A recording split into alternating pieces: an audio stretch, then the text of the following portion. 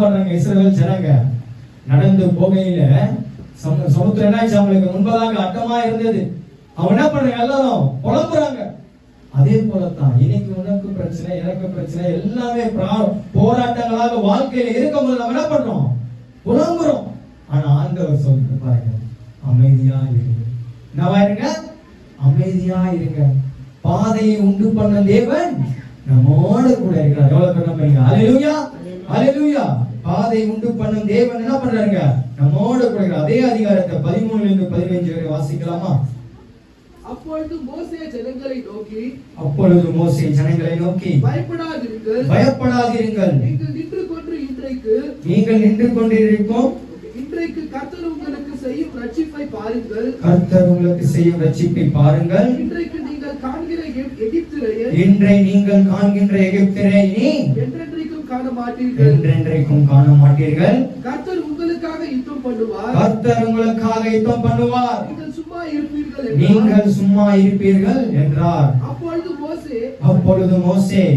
அப்பொழுது கர்த்தர் மோசேயை நோக்கி, நீ என்னிடத்தில் முறையிடுகிறது என்ன? நீ என்னிடத்தில் முறையிடுகிறது என்ன? புறப்பட்டு போங்கள் என்று இஸ்ரவேல் புத்திரருக்கு சொல்லு. இஸ்ரவேல் புத்திரருக்கு சொல்லு. அல்லேலூயா. எத்தனையோ நமக்கு என்ன பண்ற, இஸ்ரவேல் ஜனங்கள் எல்லாரோட ஸ்டோரியை தெரியும் இல்லீங்களா? நீங்க சும்மா இரு. மோசே என்ன பண்ற, ஆண்டவரை பார்த்து, நான் உனக்காக என்ன பண்ணுவேன், யுத்தம் பண்ணுவேன். பாதைகளை உண்டு பண்ணுகிற தேவன் என்ன பண்றாரு, நம்மோடு கூட இருக்கிறார். பிரியமானவர்களே, சகோதர சகோதரிகளே, இந்த நாளில் ஆண்டவர் சொன்னாரு, அமைதியா இரு. உனக்கு போராட்டம் வருதா, அமைதியா இரு. பிரச்சனை வருதா, அமைதியா இரு. கண்ணீர், கஷ்டம், வேதனை எது வந்தாலும் என்ன பண்ணு, அமைதியா இரு. ஆண்டவராகிய யெகோவா ராப்பாவா இருக்கிற ஆண்டவரிடத்தில் சொல்லு.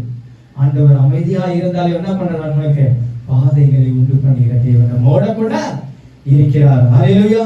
கர்த்தர் உங்களுக்காக யுத்தம் பண்ணுவார். நீங்க என்ன பண்ணணும், சும்மா இருந்தாலே போதும். நம்ம சும்மா இருந்தாலே என்ன பண்ணோம், குறை சொல்லாம, மற்றவங்களை பத்தி குறை சொல்லாம, அவங்க இப்படி பண்றாங்க, இது செய்யறாங்க, அதை செய்யறாங்க, மற்றவங்க மேல பொறாமப்பட்டு பேசுறதோட என்ன பண்ணுங்க, ஏதாவது பிரச்சனை வரும்போது அந்த பிரச்சனையில போயிட்டு என்ன பண்ணுங்க, எல்லாரையும் சேர்ந்து திட்டுறது, சண்டை போறது, அப்படி இருக்கக்கூடாது.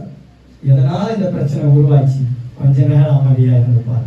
ஆண்டவர் வழிகளை அதுக்கு எல்லாம் வச்சு என்ன பண்ணுவாரு, திறந்து தேவன் எப்படி இஸ்ரவேல் ஜனங்களை நடத்தினாரோ அதை போல ஒவ்வொரு நாளும் தேவன் நம்மை நடத்தி வரார். அல்லேலூயா, அல்லேலூயா. நம்ம என்ன பண்ணுமா, என்ன பண்ணுங்க சொல்லுங்க, என்ன பண்ணணும், சும்மா இருக்கணும். சும்மா இருக்கிறது கூட சொல்ல மாட்டேங்கிறீங்க. சும்மா